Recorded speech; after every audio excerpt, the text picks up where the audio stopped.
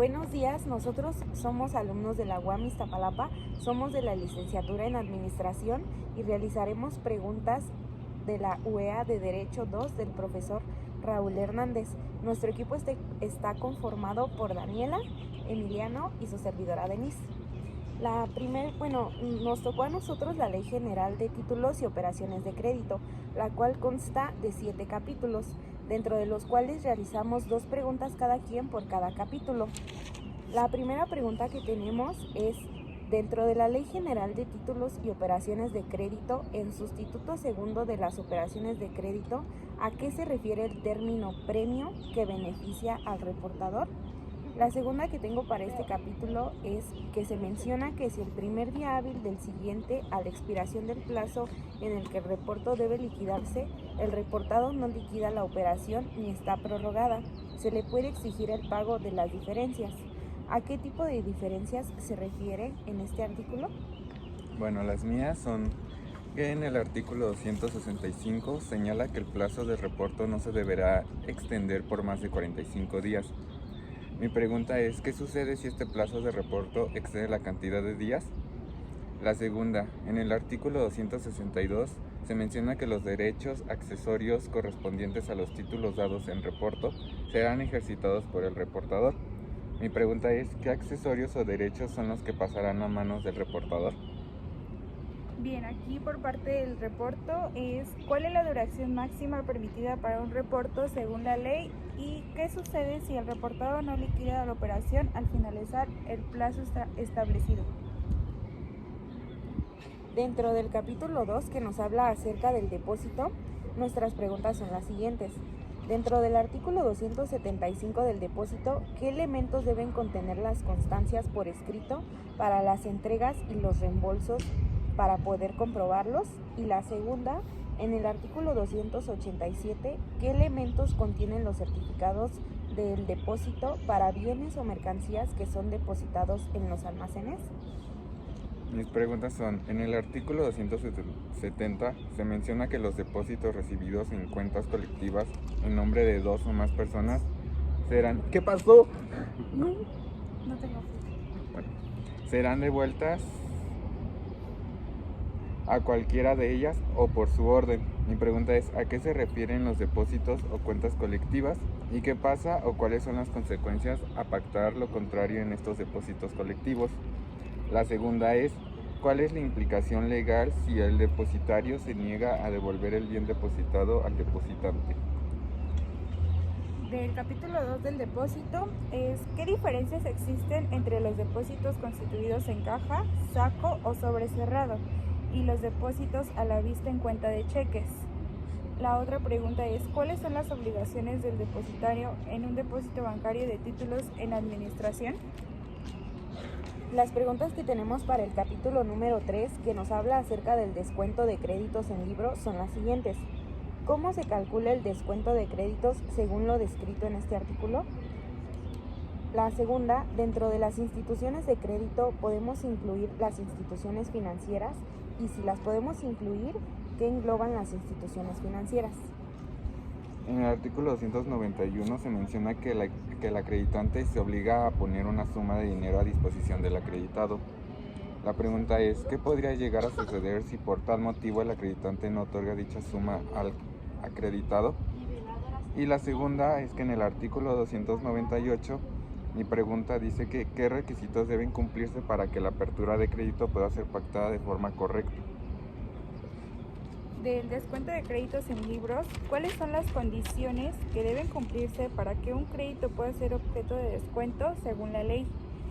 Y la segunda pregunta es, ¿qué papel desempeña el descontatario en el proceso de descuento de créditos y cuál es su relación con el descontador según la normativa? Dentro del capítulo 4 de los créditos, las preguntas son las siguientes.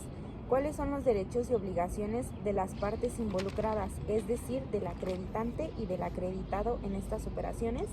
La segunda, dentro del crédito confirmado, ¿a qué tipo de obligaciones queda sujeto el tercero para poder tener su crédito? En lo establecido en este capítulo, ¿qué pasa si estas operaciones ya mencionadas no se cumplen? ¿Y a qué se refiere con que las instituciones de crédito celebren dichas operaciones? Y la segunda, ¿a qué se refiere en la condición primera de que los créditos tienen que ser flexibles a término o con previo aviso fijo? De los créditos es: ¿cuáles son las condiciones para que un crédito se extinga, según lo establecido en la Ley de Apertura de Crédito? Mi segunda pregunta es: ¿qué derechos tiene el cuentacorrentista en relación con la garantía de un crédito, incluido en la cuenta corriente? Dentro del capítulo número 5 tenemos acerca del fideicomiso. La primera, ¿qué contiene la constitución del fideicomiso que se consta por escrito? Y la segunda, ¿la institución fiduciaria puede dar por terminado el fideicomiso solo por falta de pago de las contraprestaciones? La primera es: ¿cuál es la diferencia entre un fideicomiso mercantil y uno financiero, según lo establecido en la Ley General de Títulos y Operaciones de Crédito? Y la segunda es: ¿cuáles son las responsabilidades del fiduciario en un fideicomiso y cuál es o cómo establece su obligación en la administración de recursos fideicomitidos? Del fideicomiso es: ¿quiénes pueden ser fideicomitentes y fideicomisarios, según lo establecido en la Ley de Fideicomiso? La segunda pregunta es: ¿cuáles son las condiciones para que un fideicomiso se extinga, de acuerdo con la legislación de fideicomisos?